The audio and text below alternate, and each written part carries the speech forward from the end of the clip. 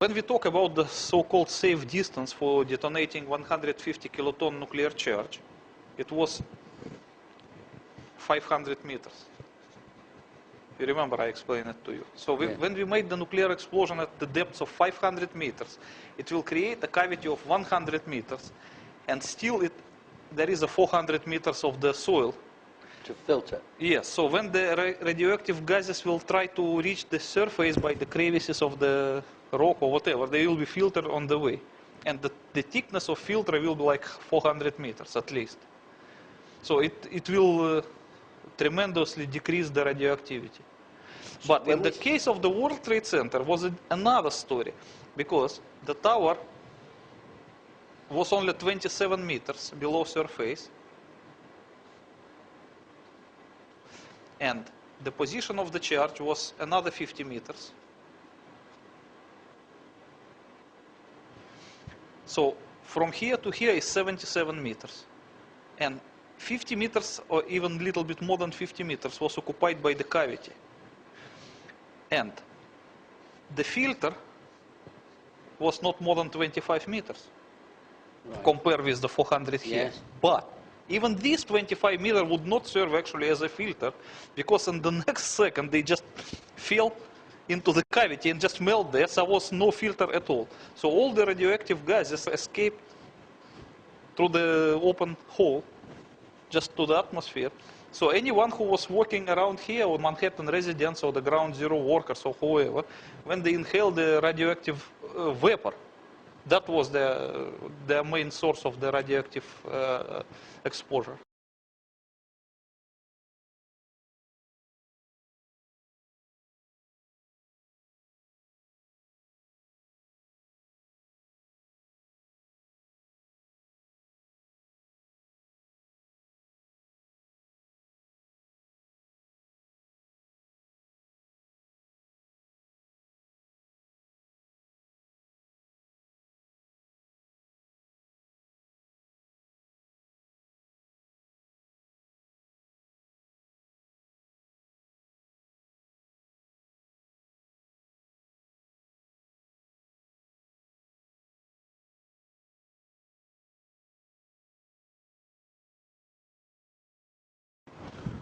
Okay. Before we go on to talk about the medical impact, Yes. let's just stay on this shockwave that's shot through the building, pulverizing steel, human beings, desks, computers, carpet, photographs, everything in the way, and turning it into what resembles just microscopic dust, flying all over Manhattan and flying into the cavity. Yes, but very little percentage went to the cavity. Probably maybe 85 was just scattered around Manhattan. Right. And the minor part went And the down. composition of that dust is either concrete or steel, or it's just terribly fine. No, it was not like a plasma. Of course, you can distinguish the structure of actual material. And the various commissions, especially independent ones, who studied the samples of dust, Yes. found that the dust was represented mostly by the steel, fine grounded steel, because the major part of the tower was a steel. The Yes. concrete was very little compared to the steel. 200,000 tons of steel. Yes. Yes. And you know that concrete, compare the volume of concrete used in the tower's construction was negligible compared to the volume of steel, because concrete was used only in the thin slabs of the floors, and nothing else than that. Okay, So that's why the most part of the dust was represented by steel dust, while some minor part was also a furniture dust, carpet dust, concrete dust, and of course a human being dust, because human beings were reduced to the same state. You have 210-story office buildings. You don't find a desk. You don't find a chair. You don't find a telephone, a computer. The biggest piece of a telephone I found was half of the keypad, and it was about this big. The building collapsed to dust. Okay, just before we move on, the cavity at this point is still an enormous temperature. Yes. And thousands of degrees of Celsius. thousands of It degrees. should be 8,000 and more than that. And that would take a long time to cool down. Yes, completely cool down with the 150 kiloton, it will take at least 1 year.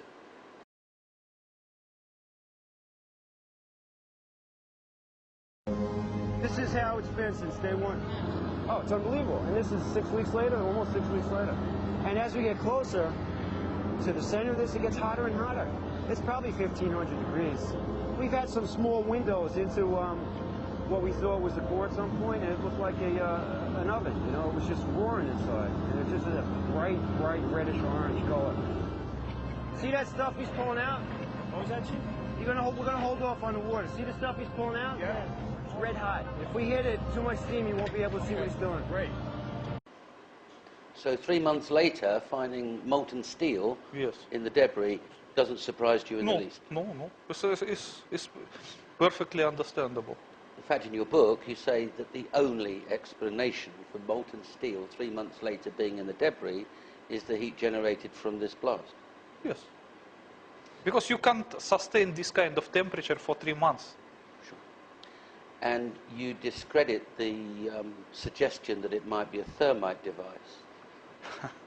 Of course, because that so-called thermite theory is just one of the conspiracy theory born out of desperation. Because people, they cannot find the logical explanation why that steel tower collapsed.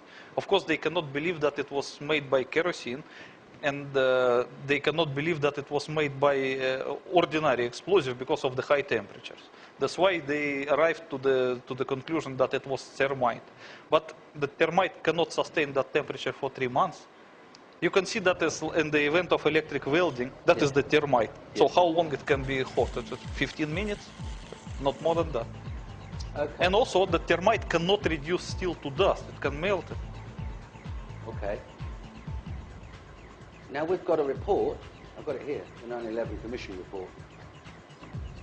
And there must be on the Commission staff experts. And there must be, America has its own experts, but there must be experts that have looked at the same evidence that you've looked at with similar experience to you and said to themselves, that can only be one thing.